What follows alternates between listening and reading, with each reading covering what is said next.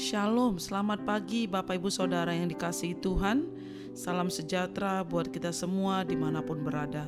Saya mengajak Bapak Ibu Saudaraku untuk bersaat teduh dan berdoa dalam renungan penuntun kehidupan setiap hari.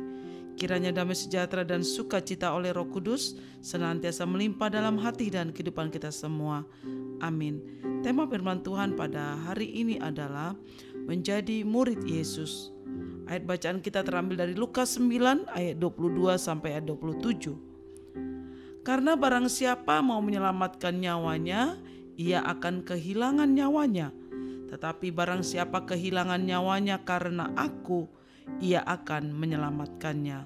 Lukas 9 ayat 24. Saudara, kita adalah murid-murid Kristus. Setiap orang yang percaya kepada Yesus dan melakukan segala perintah Tuhan disebut adalah murid Yesus. Menjadi orang Kristen tidaklah mudah. Menjadi murid Kristus juga tidak mudah karena kita mengemban tugas yang tidak sembarangan. Ketika kita memutuskan untuk percaya kepada Yesus Kristus dan menjadikan Dia sebagai Tuhan dan Juru Selamat kita, maka status kita adalah murid Yesus.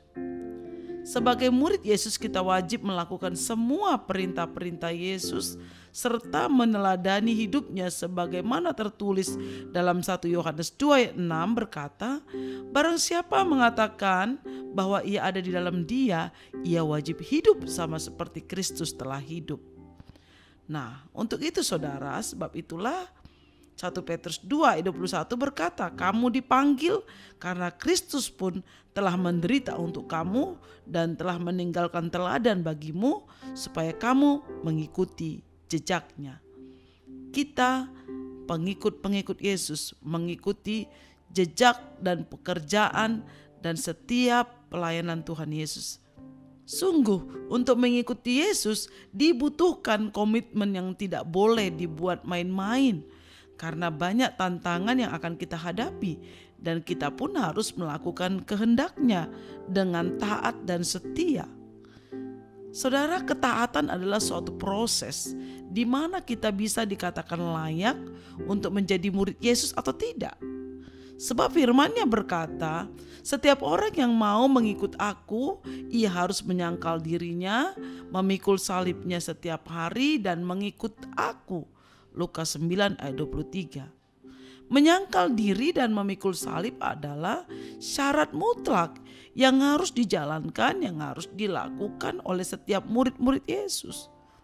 Melalui penyangkalan diri dan pikul salib kita belajar untuk memiliki kerendahan hati dan punya hati yang bersedia untuk diajar, dibentuk supaya kita menjadi murid Yesus yang militan, menjadi murid Yesus yang kuat, tidak mudah lemah dan pantang menyerah.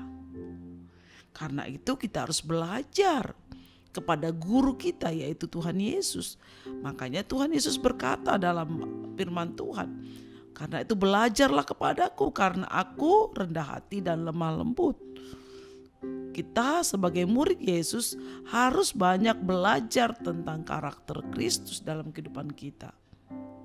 Mengapa kita diizinkan melewati ujian atau tantangan ketika kita menjadi murid Yesus?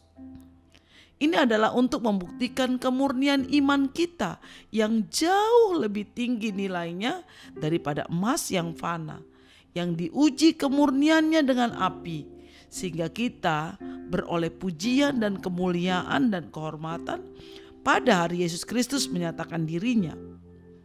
Saudara, 1 Petrus 1 ayat 7 berkata, maksud semuanya itu ialah untuk membuktikan kemurnian imanmu yang jauh lebih tinggi nilainya daripada emas yang fana yang diuji kemurniannya dengan api, sehingga kamu memperoleh puji-pujian dan kemuliaan dan kehormatan pada hari Yesus Kristus menyatakan dirinya.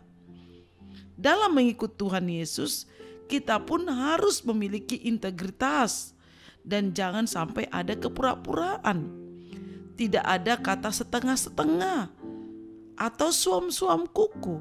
Sebab jika demikian Tuhan akan berkata, aku akan memuntahkan engkau dari mulutku.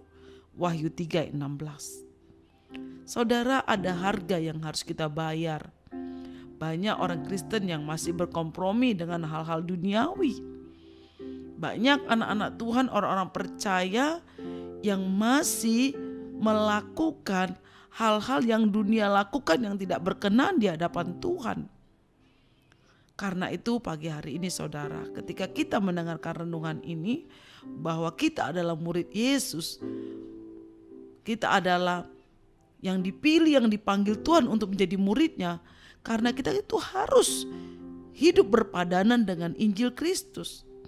Kita harus hidup sebagai murid yang melakukan kehendak guru dan pengajaran guru, yaitu Tuhan Yesus Kristus.